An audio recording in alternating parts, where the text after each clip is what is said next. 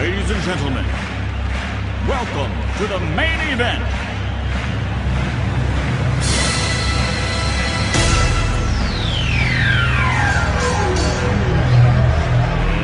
Let's get ready to rumble!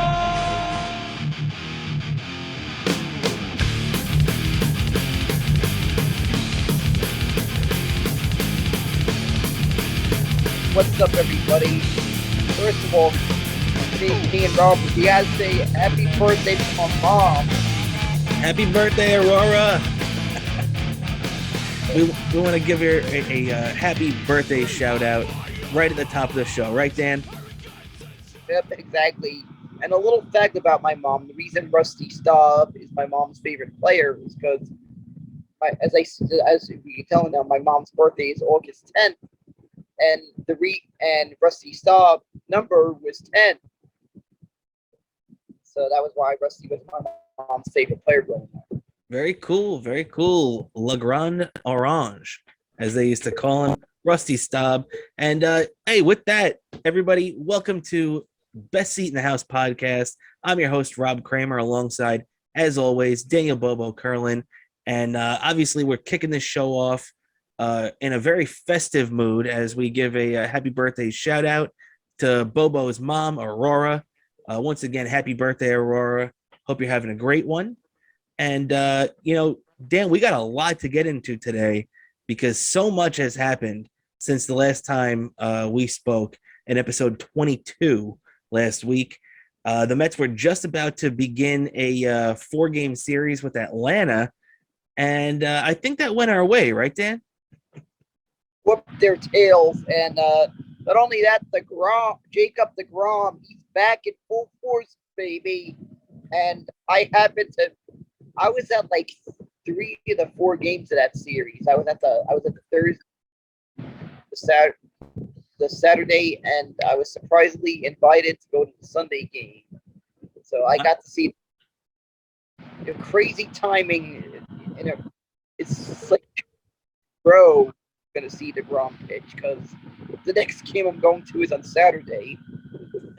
Which is against the Phillies, and deGrom will also be pitching, like you said. So very cool. And of course, I can't forget I'll be adding another giveaway to my collection, and it's going to be part of that that connecting bobblehead set they're doing, the Gary, Keith, and Ron. Yes, they're doing that too. So I'll be 2/3 of the connecting bobblehead I have. Very cool. Very cool. So, I mean, and, aside from that series where the Mets ended up taking 4 or 5 from Atlanta, and stretching their lead out to 6.5 games by the time the Braves left, it would be stretched even further, as right now the Mets currently have a 7.5 game lead following their 3-game sweep of the Cincinnati Reds at Citi Field. The Mets dominated them, outscoring them something along the lines of 21-5 in this 3-game series. Great starting pitching all around from the starters in this series: Bassett, Carrasco, and Taijuan Walker today. So just great stuff from the Mets. But even beyond that, we got the NFL training camp to get into with the Jets and the Giants. Both preseason schedules starting to open this week. Also, the suddenly nosediving New York Yankees, Dan. What about these guys? I mean, luckily for them, they were able to pull off the victory this afternoon. Actually, no, I'm sorry. They blew it this afternoon, too. I thought that they held on. They were up 3-1 late, but they blew that game. They ended up losing 4-3 in Seattle. They won that opener out there, but dropped the next 2. Dan, what do you think with the Yankees right now, and as they're in free fall mode? It looks like the bullpen is wearing out. I feel like their bullpen is wearing out from what I've seen. What I'm reading. I think you're right about that in a sense too. But one thing I'm also concerned about is outside of Aaron Judge, nobody in that Yankee lineup is hitting too good right now. So they really have to wake up. But we'll get into more of the Yankees a little bit later. But also, before we move on here in a little bit, we'll be getting into in the second half of the show, because the first half is going to be all Mets talk. Let's be honest, it always is. And the in the second half of the show too, we're going to be talking about the Rangers naming Jacob Trouba as the 28th captain in team history. The first team in NHL history to name 4 consecutive American captains. So very, very cool, very interesting point is you remember they had Ryan Callahan, they had Chris Drury, they had Ryan McDonough, and now they have Jacob Trouba. So very interesting. And quick on that, Dan, what did you think about Trouba being named captain?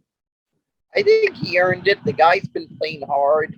He's been showing a leadership, and I gotta say congratulations to Jacob Trouba and being on earning that captaincy on that iconic Rangers jersey.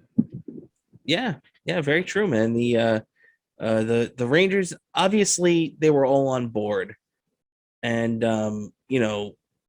if they wanted, obviously, let's just talk about it right now anyway, since we're on it. It's going to be real quick, but Jacob Trouba, in my opinion, was not my first choice. I mean, if it was me, I would have chosen either Kreider or Zibanejad, but Kreider's been my choice for a long time. I thought Kreider should be named captain. But you know what, though? I'm not on the New York Rangers. I'm not in that locker room. I don't hang out with these guys. Aside from a handful of them, I've never even met any of them. So I don't know who the leader is in that locker room. Especially, we've seen a lot less of the inside of that locker room since COVID started. So hey, I saw Kreider congratulating him and Zibanejad and every other big, teammate on the New York Rangers. They made it clear that Trouba is the captain. And what do you think about that, Dan? Would he have been your first choice?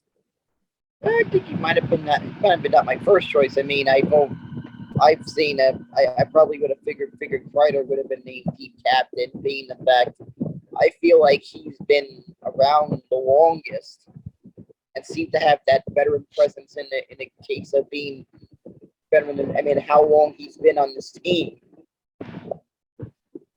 and really understood the high expectations that come with wearing the uniform.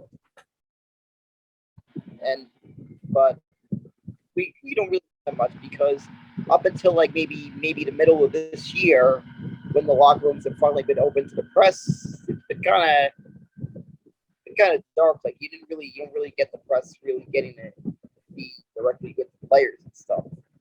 Enough like they had only recently is that all opened up. Yeah, it's true, and it really didn't even open at the beginning of the season either. It took a little while for them to even fully open up these clubhouses, but luckily they really are now. But yeah, I mean, hey, I think if all the guys in the locker room and the head coach, Gerard Gallant and Chris Drury, the GM, are all on board, then how can I not be on board? And the thing that really just surprised me so much is that, yeah, I get maybe from Rangers fans there could have been some shock that Trouba was named captain, especially the fact that the news was broke by Kevin Weeks at midnight in the middle of August. Very, very strange way to go about it. Very strange way the news broke. Could I say I was surprised? Yeah, no doubt about it. I was definitely expecting if they were going to name a captain, it to either be Kreider or Zibanejad. I heard people like Vince Mercogliano, one of the Rangers reporters, mention multiple times over the last year or two that a dark horse for captain is Jacob Trouba, and that turned out to be dead on accurate, because these guys apparently love him. And I saw a lot of anger from some Rangers fans on Twitter, obviously, which, Twitter will bring out the anger in you one way or another, I guess. But especially with Rangers Twitter, man, I don't understand. Did you see any of that hate towards Jacob Trouba? Saw some, but I feel most in. I guess they were sensible and understood that they, this was maybe happened amongst the team, amongst the players. It happened, and sometimes we can't really, I guess, armchair team. I guess the best word to put it, armchair teammate. Yeah, I totally agree with you, man, because guess what? The captain isn't for the fans to choose. And unfortunately, not every time you have a captain, it's going to be a guy like Mark Messier, where he's the best guy on your team and the obvious leader to everybody, a guy who's won a million championships. When it comes to, a younger team like the Rangers that's looking to establish themselves, I mean, come on, you got to at least give Trouba a chance. I'm sure a lot of people were skeptical when the Rangers first named Ryan McDonagh captain too, but McDonagh turned out to be a great captain, right? Turned out to be a great captain, and brought us some was part of some teams that brought us some really great memories. Yeah, it's true, man. I mean, we got lucky a couple of times over the last few decades where we had guys like Messier, who I mentioned, or when Messier left for that period, Brian Leach was captain, or in the next Lundqvist generation, Jaromir Jagr was that captain after that first 05-06 season. So you always had like a best player on the team to be that, but that hasn't been the case the last couple of years for the Rangers because these guys are so young. I mean, maybe you might think 4 or 5 years down the road that once he's a fully established superstar in the NHL, maybe Alexi Lafreniere could possibly grab that C at some point. Maybe the Rangers end up trading Jacob Trouba because admittedly his $8 million salary is a bit excessive. It's a bit of a salary cap, burden in this crazy era right now where the cap is only increasing $1 million a year until like 2025. So it does hurt a little bit, but I mean, I gotta say, Jacob Trouba had a fantastic year. He had a fantastic playoff run, minus what was it, game 3 of or whatever. I think it was game 3 of the Eastern Conference Finals against Tampa Bay, where he had a really bad game. But I mean, Trouba's been pretty good, right? Yeah, pretty good. Aside from that little one game that may have led to a near broken remote again. Yeah, but hey, I'm willing to give, let's just leave it at this. I'm willing to give Jacob Trouba a clean slate and a real good chance to grab this captaincy, by the horns and let him be captain, right? And I'm gonna give him a fair chance, right, Dan? Are you? I'm gonna give him a fair chance, and hopefully it works out, and I'll be able to hopefully one day be able to find a way to get one of the players to maybe bring over maybe lend me the Stanley Cup for a show so I could give Mr. Malunigan the chance to eat his dog food out of the Stanley Cup. That is definitely. Badly want to see that happen one day. Maybe somewhere someone could arrange for it. One day you get to see Mr. Malunigan eat his dog food out of the cup. Well, some people would call that sacrilegious, Dan, but I call that a dream. And I definitely agree with you.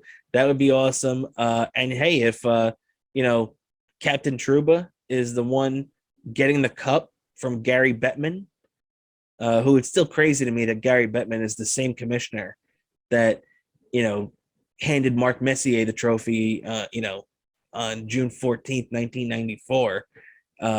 So that whole game, I could watch that game 7 of the Stanley Cup Finals like it was yesterday, and Yep. imagine like it was that 12-year-old me, and I still remember seeing it when I remember that he yelled at Mark Messier, "Come get the Stanley Cup."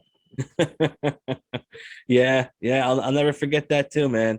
And so let's just we got close this year. We got another taste of opportunity for it. So just got to hope that the Rangers are able to finish the job just at some point in the next couple of years, just like that '94 team was able to. But And eating his dog food at the Stanley Cup. I saw some footage. I think it was on. I think the NHL tweeted this. One of the players in Colorado and by was I guess had his and he had his dog eat out of the Stanley Cup, and I thought, man, you know how cool that'd be to get Mr. Maroonigan to get to eat his dog food out of the Stanley Cup. that's a good idea. Hey, so with that, let's move on to the Mets. As we touched on them before, but man, this might be, you're a couple of years older than me, so you remembered 86 and 88 more than I do, because I was 12 days old when they won in 86, and I was, less than 2 years old during that 88 season. So what were you saying? I was very little, so it's like bits and pieces I remember of it. Yeah. So you just remember bits and pieces, because like you said, you were still just a kid. And obviously I was like a baby at that point. But when you look at it, so since then, since 1988, we've seen a handful of Mets teams that were 30 games over 500 in that 95 to 97 win range. 1999 they won 97 games. They were 96 and 66 after 162. They beat the Reds in that one game playoff, which counted as a regular season game back then. And now it's a 97-66 team. So we saw that, a team 30 games over 500. Obviously, the 2000 Mets that went to the World Series and lost to the Yankees only won 94 games. So they weren't even 30 games over 500. The 2006 we won 90. Yeah, the 2006 team, I felt like would have won the World Series had they won Game 7 of the NL. Oh yeah, and that teams that may have been felt like a team that should have made the playoffs but didn't. Yeah, it's true. I mean, they won 83 games, that Cardinal team, and as you said, that 2006 Mets team won 97 games. Unfortunately for us too, the Mets lost Pedro Martinez and El Duque going into that, and if they had one of those guys, I feel like they would have been in pretty good shape. But just to not have either of those guys was too much to overcome. And we had the 2 years that we had really that felt like we were a playoff team. The 2000s. Yeah, and the last day of that regular season in 2006, where the Mets finished up 97 and 65, 32 games over 500. That was the last time that the Mets were 30 games or more over 500 until this year, just a few games ago, when they finally hit that 30 game mark, which is crazy to believe that they went from 2006. They went to a World Series in 2015 and still were not this good in the regular season. It's mind-boggling to me how good this team has been. Right now, after the sweep today of the Reds, the Mets are 73 and 39, 34 games over 500. Dan, does this even seem real to you right now? It's real to me. It's like it's playing tricks on me when I look at the standings that I'm seeing this. I just hope to keep going, because I'm not gonna feel calm until the day we've clinched. I can't feel calm because of our history after 2007 and 2008.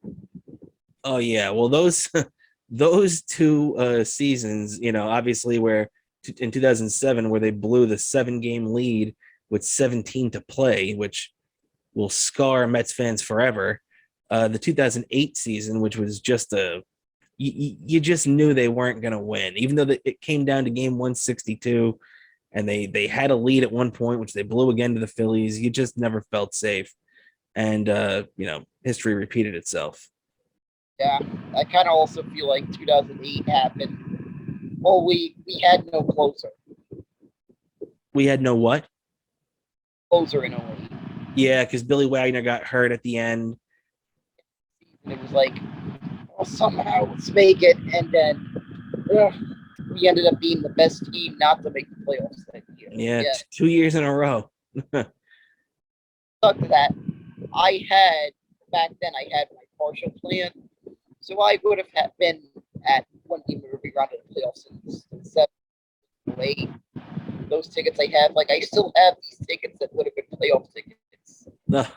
Yeah, it's such a shame because it's one of those things where it's like you know what could have been, but unfortunately they crashed and burned so much at the end of the season, and their bullpen just went up in flames. That the fact of the matter is, even if they made the playoffs, they probably just would have got knocked out immediately, and it would have sucked. But hey, at least they still would have made the playoffs. It would have been cool to have a couple of playoff games to look forward to. But so I've seen Shea Stadium have playoff baseball this last year. Yeah, it's a shame that the last game ever at Shea Stadium was a very weak loss to the Marlins. Just very, very bad, tough to get over. There, and then of course also, I remember of course we had that epic season in 2015, which I feel like we could have won. It felt like game 1 just us again. Yeah, it's true, man. But I just have a feeling this is gonna be just the gun, but I just feel like this team could be the one. Yeah, I mean, this season just feels special when you look at everything that's happened, where it starts with the no hitter, really. I mean, in April, which was started by Tyler McGill, finished up by the other relievers after him, and man, I mean, all the comebacks in the 9th inning. They had that comeback against the Phillies. They had that comeback against the Cardinals. Sweeping the Yankees at Citi Field. Even though it feels weird to say a 2-game sweep, but hey, they did it. Just the dominance in division play this year. What about this team, this Mets team, has impressed you the most this year? Well, I just feel like the way that this team came together this year, and I feel players have been bouncing back from off years. Also, I have to give a lot of credit to Buck Showalter, has been helping keep this team, intact, the way he's able to do. Yeah, well, I mean, let's be honest. Buck Showalter is the runaway manager of the year for the National League this year, right? Yep, exactly, definitely. There needs to be a riot if he isn't manager. Yeah, definitely a riot, an investigation. Yeah, exactly. There needs to be a riot in front of the commissioner. Yeah, it's true, man, because the guy, I mean, look, when you look at the rest of the league, nobody in the NL Central is going to win it because the NL Central is mediocre as hell. The NL West, what? They're not going to give it to Bob Melvin out there in San Diego, because the Padres have been okay, but they also have a stacked roster and they're in second place. And Dave Roberts has the best team in baseball, and how good of, I mean, look, I'm not saying he's a bad manager, but what I'm saying is this is a year in, year out thing. Buck Showalter is the manager of 2022 because he has just made such a recognizable difference in this team than any manager I can remember since Bobby Valentine. Yeah, exactly. I haven't seen anything like this in a long time, and hopefully we beat this and hold off the Braves and the Phillies because they scare me. We got to keep winning. We got to keep winning. Gotta keep big winning streaks. Yeah, it's true. And right now they're doing that. They're on a 6-game winning streak. Real quick, let's recap that 4-game series for the Braves. Just awesome stuff from the Mets in that series as they ended up winning that first game against the Braves 6-4. What did you think of Buck using Edwin Diaz for 2 innings in that game? I just felt it was the situation where he had to because it was the 8th, and that was the point in the 8th inning they were facing. They were going to be facing the best hitters in the Braves lineup, and they needed to have, and they knew they needed to have their best reliever for that moment. Like that was like the moment they needed Edwin Diaz for. I mean, I got to give credit. Edwin Diaz has been street fire this year. Yeah, I mean he has been the best reliever in baseball by far. And he's become as close as I could come to not be nervous when it comes to a Mets closer. And I will always feel nervous with a closer wearing that uniform because of just our history. I will always feel like that. I will always feel like that until the day finally comes where they're in the crowd at a parade down the Canyon of Heroes. Yeah, I mean, I'm definitely with you on that. And even after that, I probably still wouldn't trust the closer. Of course, during one of the games this weekend, this was given out to shake up the club's strikeout counter bobblehead. Latest Mets collection. There you go. Very cool, man. Very cool. And which game was that given out during? Was that during the doubleheader? That was given out during the nightcap of the doubleheader. That was the Scherzer game. Okay, that's what I thought. All right. Very cool, man. That's a cool bobblehead. And we might as well talk about the doubleheader anyway, because there was really not much to talk about Friday's game, as Taijuan Walker didn't get out of the first inning. He obviously rebounded today, had a much better start against the Reds today at Citi Field, but boy, he got knocked around real bad on Friday against the Braves, as the Mets ended up losing that one 9-6. But they were down 8-0, and I saw some Braves fans getting pretty nervous when the Mets made it 8-5. Right, Dan? Yup, and that's always great. Believe me, I'm always happy to do that. I wish I could afford to get out to go see the Mets on the road in Atlanta in the coming days.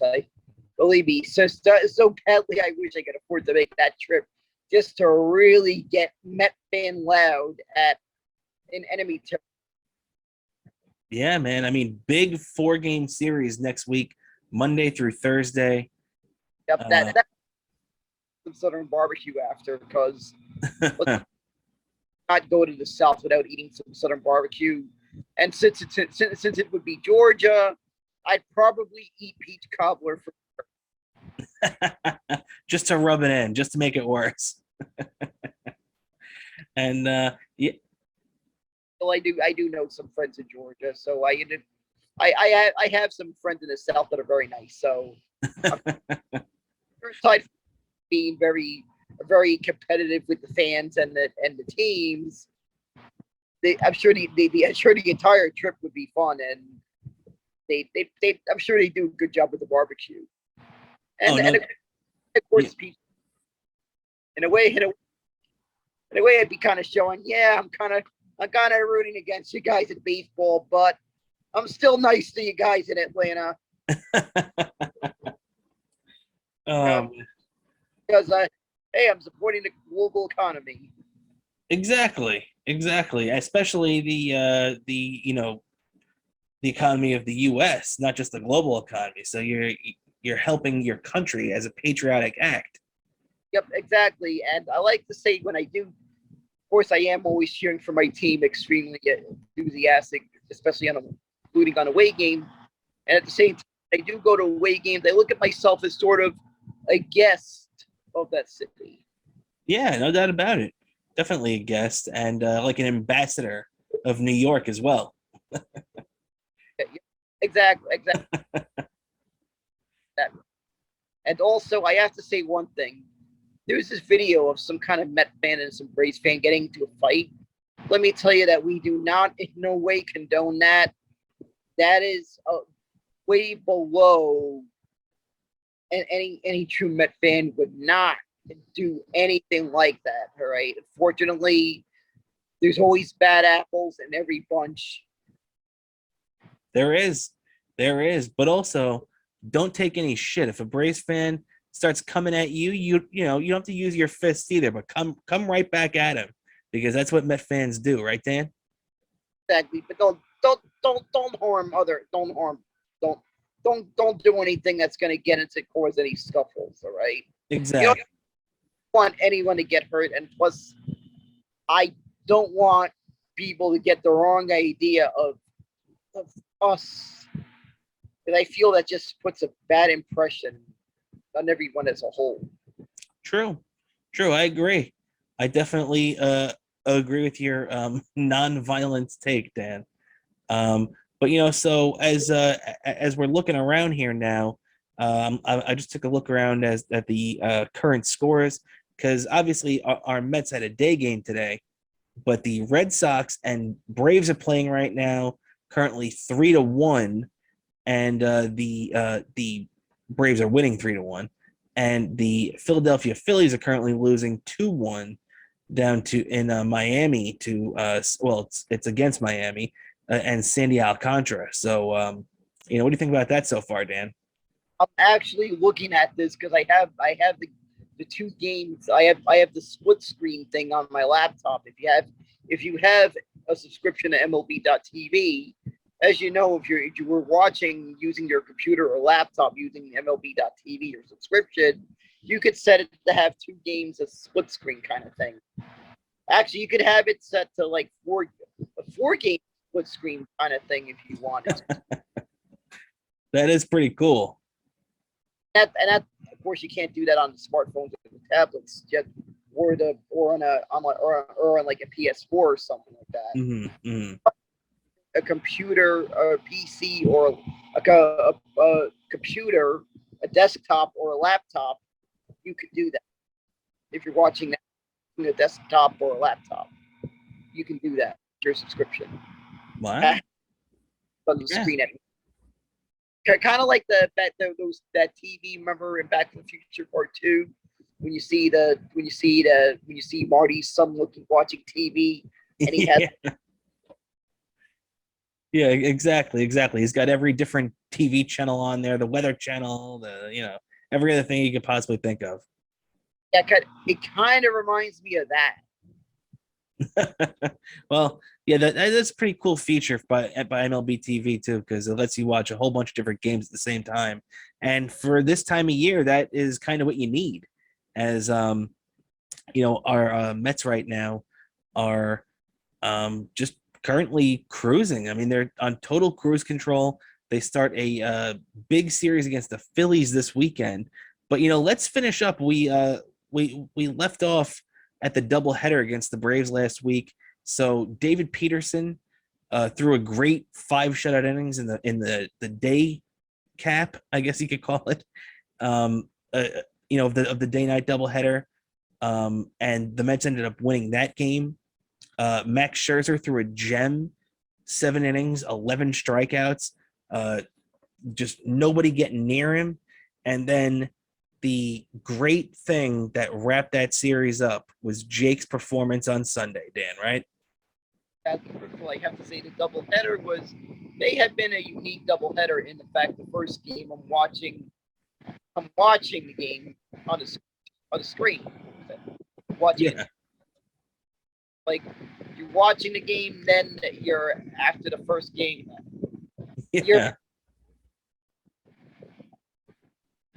For the second game, so watching it at a bar, and then you hop on the train and you go to the second game after the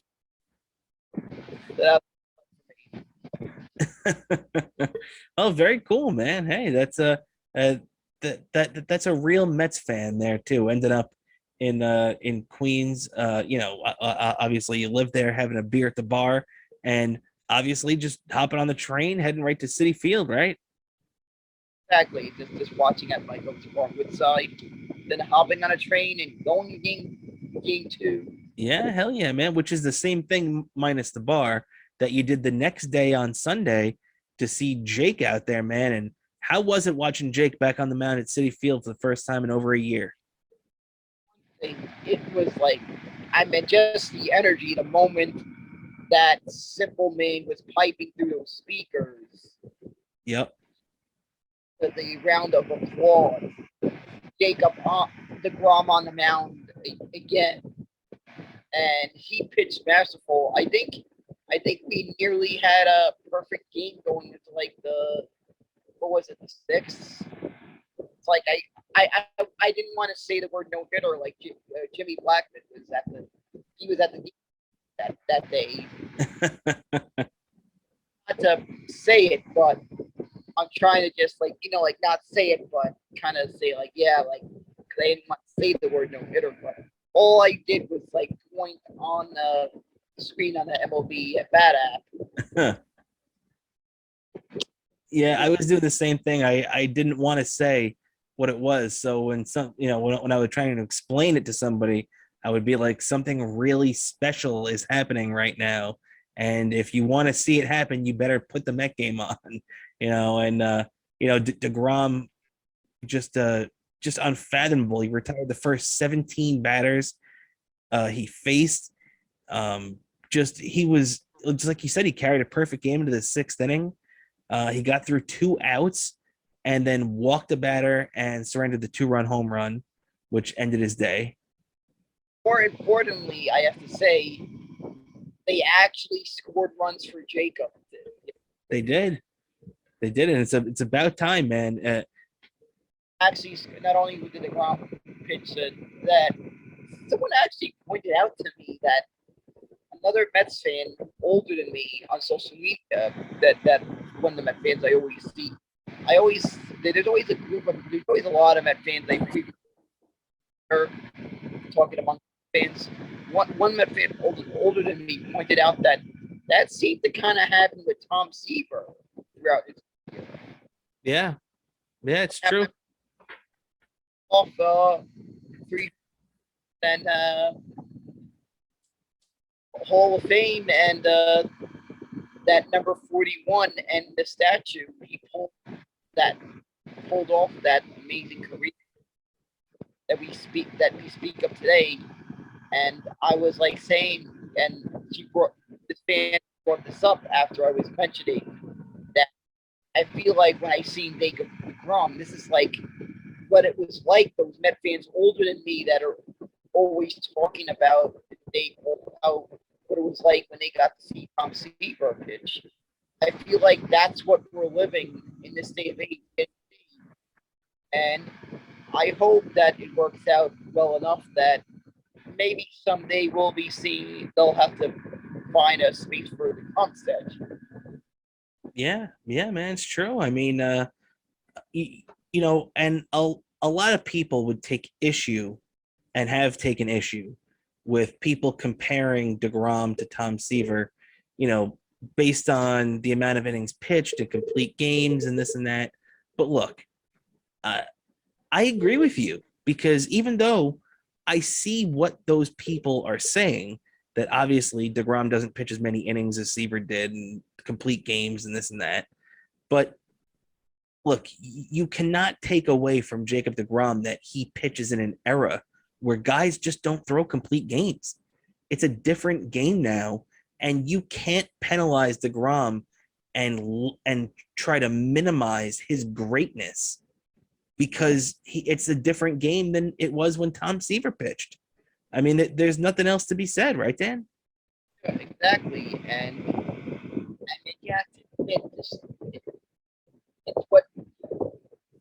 It's what it feels like now. It feels like that. See Tom Seaver pitch.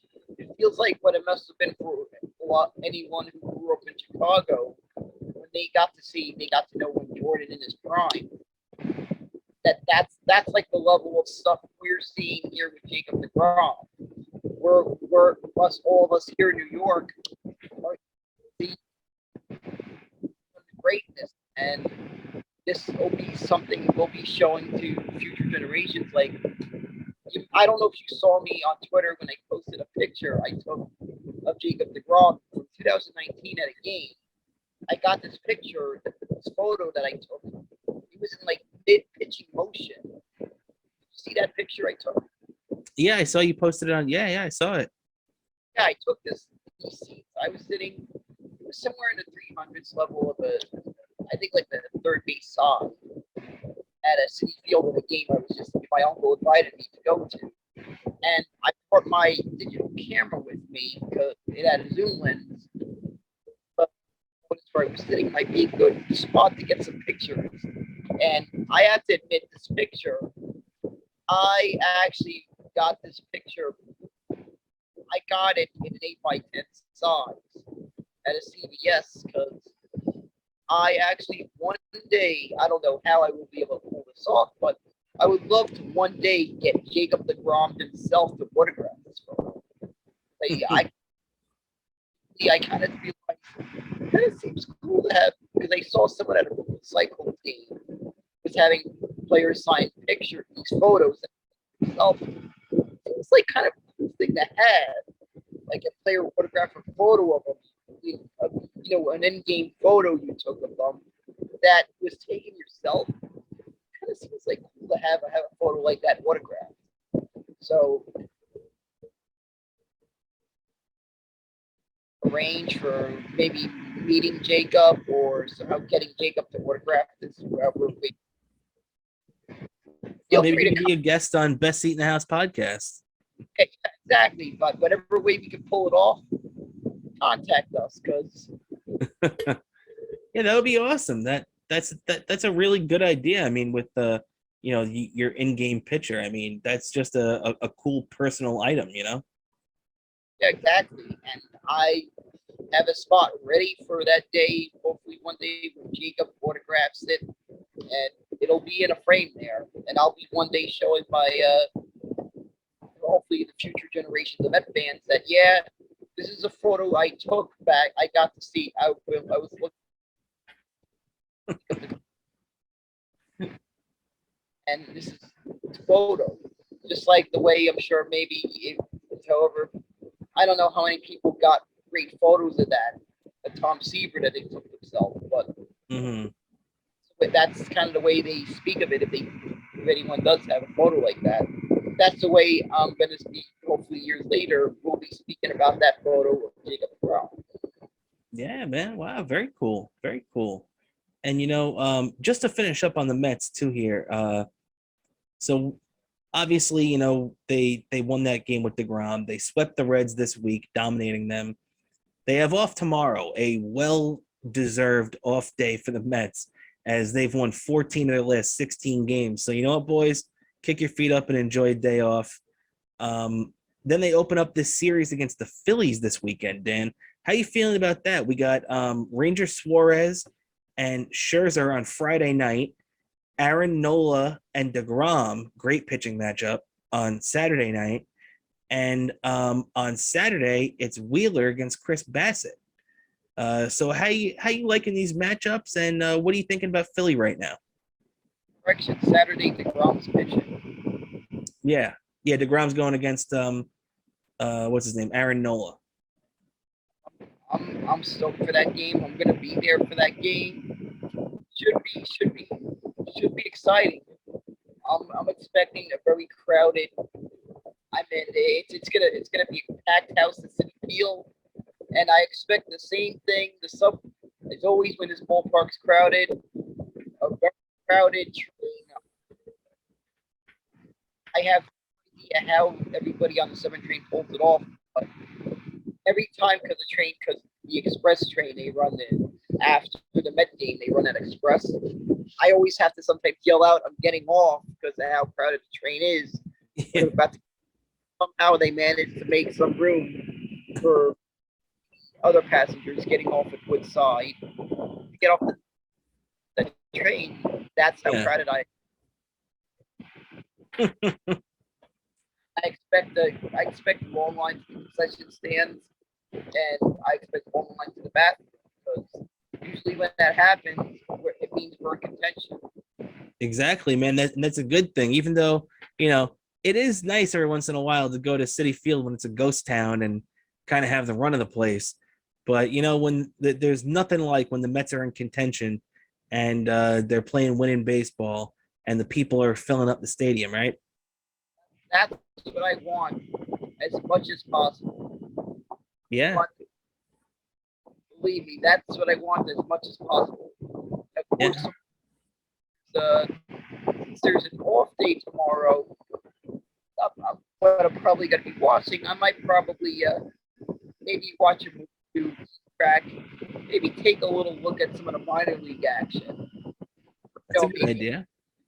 I take a look at the Cyclones game. They're on the road. I'm also going to take a look at the AAA, because I got to see how Alvarez is doing. Yeah, Francisco Alvarez, and he's finally starting to get a hot down at AAA too. So that would be a good idea, to check out some minor league baseball tomorrow. And I could actually, this is another player I can say that I've seen, that I'm going to be able to say I've seen come up in the minors.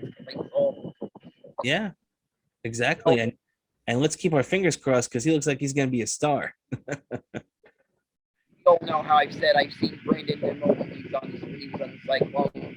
Yeah. When he was on the Cyclones, I kind of saw Pete before he was in professional baseball, as you know. I love seeing him play collegiate summer ball in Northwood. He was playing collegiate summer ball, so, and I ended up seeing him in the Cyclones, so I got to see him come up in it. I've gotten Nest. Now I'm seeing Alvarez come up and move up in it. Yeah, exactly, man. And hopefully pretty soon, if not this year, next year, I'll see him in the majors. Yeah, because he's definitely in line to get that promotion and end up in the big leagues next year. I'm hoping next year I can make the trip to spring. Yeah, next man. Year, training, because it could be first time I'll ever be able to go to spring training and went to see the world champion Mets spring training. Yeah, it would definitely even be worth it to see them raise that banner in Port St. Lucie too. No doubt about that, man. Also, since the World Baseball Classic is happening in South Florida, not far in Miami, that's something I want to check off on my bucket list. Also, is having attended World Baseball. Yeah, that would definitely be very cool.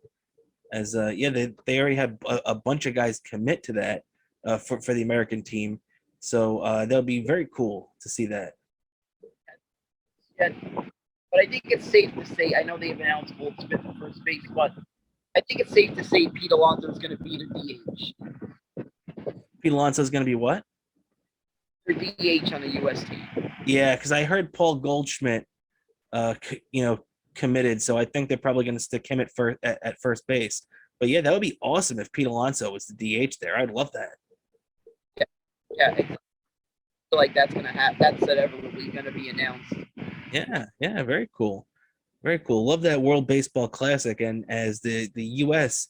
are the defending champions since the last time it's been played in 2017. So let's hope we keep it going. Exactly. I remember watching that over Skype with my mom because she was in the hospital. Oh yeah, you're right. Watching it in her hospital bed. The cable in her hospital didn't have MLB Network.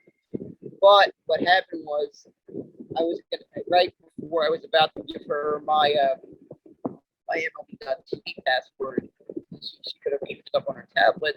It turned out that hospital cable did have ESPN Deportes, so she was watching the ESPN Deportes feed.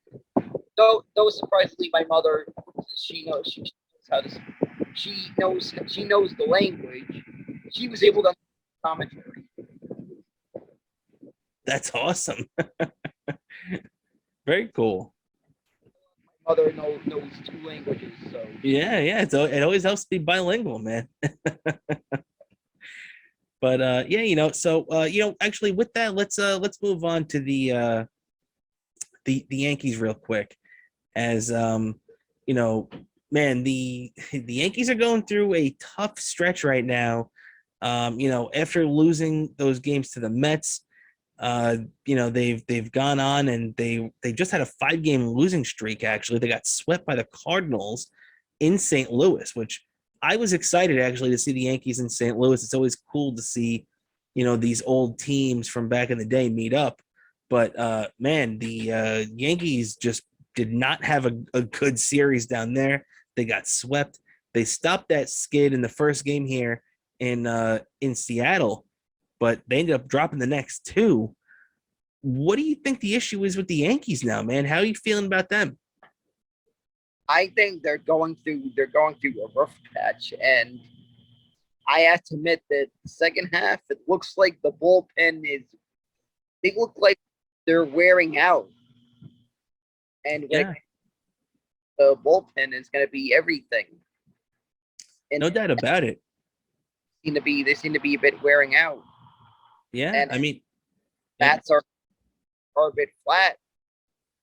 They're yeah, going to be facing a lot of teams with some tough pitching lately. Like I think this is the point where the teams that are with the best pitching, the cream rise to the top, and the Yankees are going to be facing some tough pitching. I mean, even us. I mean, look, when the Yankees they faced us, they faced some of our best pitching. you're right. You're right. And When so he really, I think, kept us in that game. speaking of that too, and you're definitely right. Uh, I actually looked forward, and if the Mets rotation holds up right now, and they don't skip anybody, then actually deGrom and Scherzer are scheduled to pitch the 2 games against the Yankees at Yankee Stadium. So that would be a very interesting development, right? That's going to be that's an interesting development. It's unfortunately that the Tuesday when deGrom is pitching that I'm not going to be available to attend that game because I'd be intrigued of attending that game because deGrom's pitching. But got to do a 1-day job. It's like I'll be good to be able to watch the game at home, but it's not going to be good to things finish in time for me to go to the stadium to watch. Party, but because of that 1-day job I'm doing, it's going to take all day. It's difficult for that game, but I might if I could find a ticket at a good price. I'm available to go one day, so not stone yet that I'm going, but if I could find a good price, I might have to make the trip to the Bronx to go to that game in enemy territory, which the first time I ever saw a game between the Mets and the Yankees, it was the very first Subway Series game, by the way. The Dave Malicki game. 1997. Me and my mom, upper deck, old Yankee Stadium, the upper deck. Yeah. It was like half Met fans, half Yankee fans, the best way to describe it. And by the time it got late in the game, I felt like all the Met fans took over the stadium. Oh yeah, Mets ended up winning that game big. So it was like 8th grade me back then. So like very cool.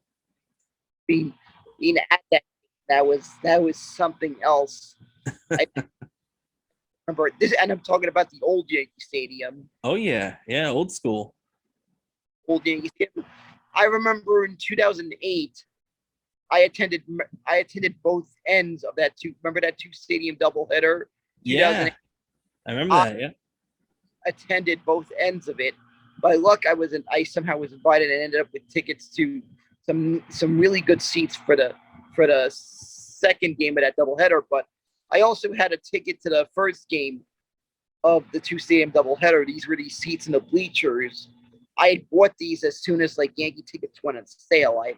I followed and bought to see it was rain out. So because of that, it worked out. I had tickets to both ends of a two stadium doubleheader.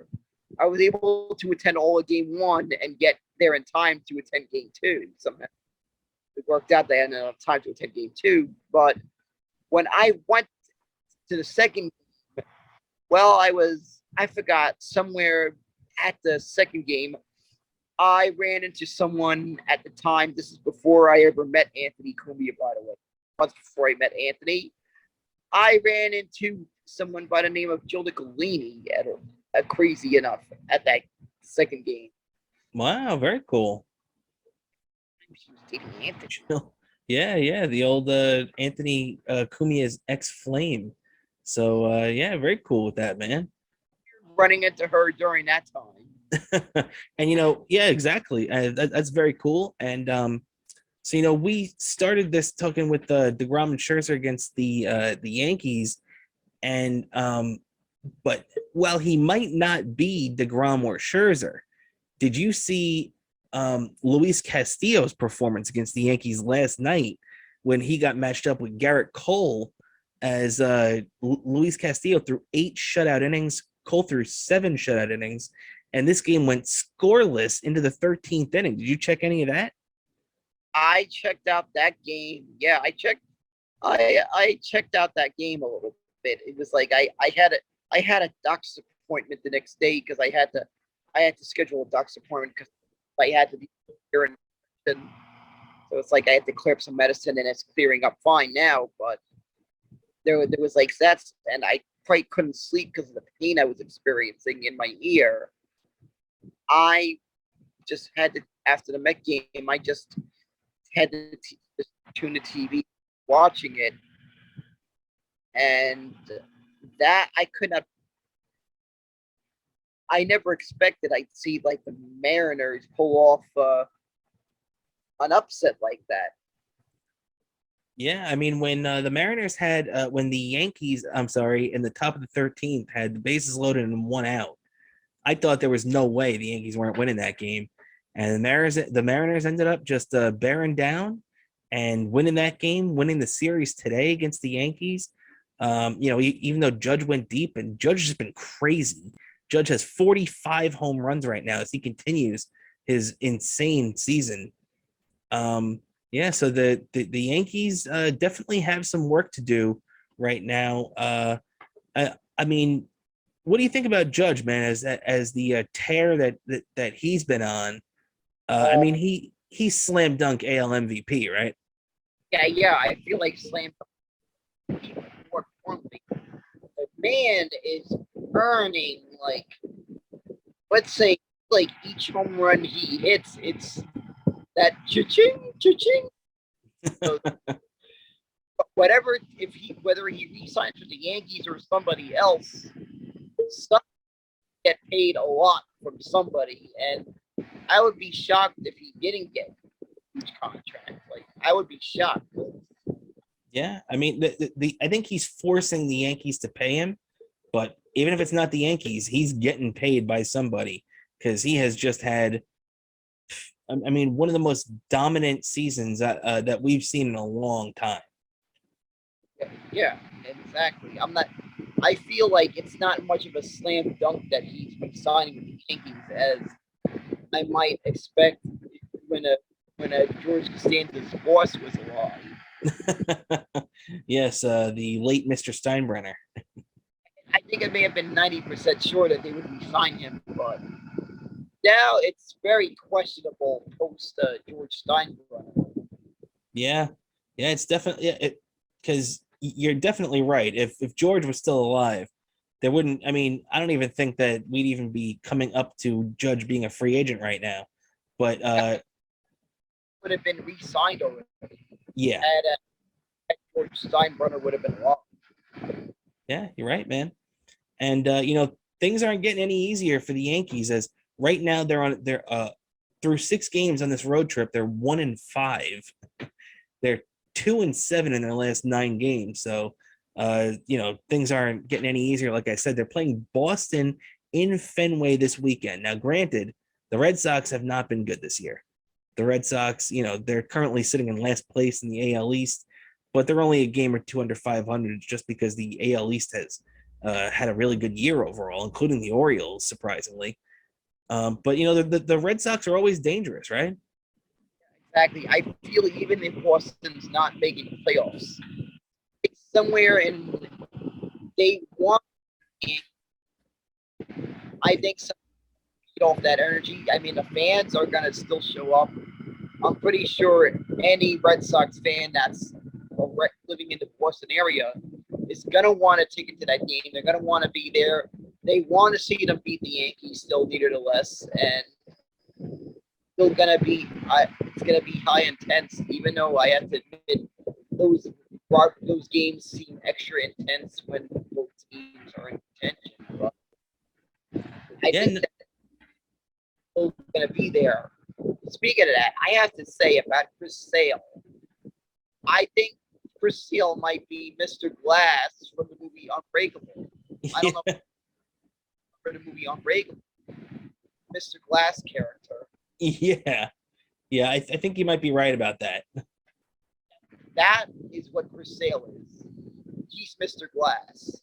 Yeah, such a shame. Such a good pitcher. I was just talking to somebody the other day, and I said that Chris Sale, just the way he pitches, not his injury history at all, is like the left-handed deGrom. Like he was just so good for a long time, and just to have that injury now, and obviously it's his fault. He got on the bike and hurt himself, and it's just a shame that it had to go down like that. Yeah, fortunately. Yeah. Happened. I thought that was almost even worse. I thought that injury I think the first match he faced when he came back, as soon as he comes back, he gets an injury that practically knocked him out for the season. Yeah, you're right, man. And what's it called? With that, actually, we're going to be winding down here right now. We only got a couple of minutes left. But this was a heavy baseball show today. I know he said we were going to get into NFL training camp, but we're kind of running low on time. Before we get out of here, though, Dan, I want to make sure that we give you a good and proper plug, because you've got a really cool opportunity coming up in a couple of weeks, doing a show with Mark Normand at the B-Side Comedy Club, right? Up September 12th, 7 o'clock, B-Side Comedy Club. It's in Scarsdale. I know it's somewhere along, it's like very close to the Metro North Station. I think that's Westchester, correct? I've never been to Westchester. I've been into Westchester a couple of times. I got some friends, but out of all the surrounding areas of New York City, Westchester maybe I've been to the least. So, yes. Yeah, but a very cool opportunity. I'm normally not really performing stand-up, but this is a rare time I am, and I'll have material for a nice set. And I guess I felt like the Joe Matarese, the owner of the club, seemed like he was interested in bringing me in for this. Then I feel, yeah, I'll be fine. Yeah, you absolutely got to try it, man. I mean, you have a fan base, right? Area do buy and support. Absolutely. As many of you as possible watching to be the audience. Also, of course, you got my Twitter account, Bobo103NYC on Twitter, and Bobo718EK on Instagram, and Daniel Kurlan on YouTube. I plan on getting some content out there. I even have like a series of sketches that I'm planning in the works that I'm typing up some ideas that really seemed really hilarious. Figure out how to be able to pull off for this because it's just idea, but I don't want to spoil anything. But I promise you, if that idea really gets to be reality, just probably gonna go laugh at it. All right, and make sure you follow Dan there and check out everything he's got going on Twitter and his YouTube. Like you said, he's got a lot of great content. So check that out. And as I said, make sure you go to bsidecomedyclub.com and buy tickets because you're going to be doing yourself a disservice if you miss this great show, especially if you're a fan of us. Make sure to support Bobo and Mark Normand, a great professional comedian. Make sure you check all that out, and you're going to have a great time if you head out there. As for me, you can follow me and my Twitter account at CramerNY. You can check out our Twitter account for the show at BSith_podcast. That's BSITH_podcast. And don't forget, too, if you're on Instagram, check us out at Best Seat in the House Podcast. And before we get out of here, just want to mention that the Phillies just took a 4-3 lead unfortunately, the Marlins are faltering down the stretch. And Noah Syndergaard actually had a good game tonight, 6 innings, 2 runs. So get a little update for the scoreboard on the way out of here, Dan. And you got anything else you want to add before we get out of here? Sure, that's everything. I got the plug, and also don't forget I do appear on a Chip. I am going to be on an upcoming episode of the Chip Chipperson podcast. That's right. Make sure to check out the Chip Chipperson podcast. I'm a Patreon subscriber, so I'll probably get the episode this weekend. So if you're not, you should subscribe and check that out. But if not, you could get it for free next weekend on YouTube. Chip Chipperson, make sure you check that out. One of the best, absolute hilarious show. Check that out. Also, don't forget to check out our good friend Eastside Dave, as he has on Davey Mac Sports this week. Another friend of the show, Stevie Lou. So check that out.